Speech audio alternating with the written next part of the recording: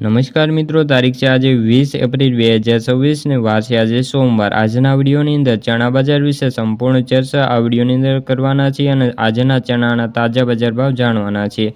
તો ચાલો મિત્રો જાણી લઈએ આજના તાજા ચણાના બજાર ભાવ।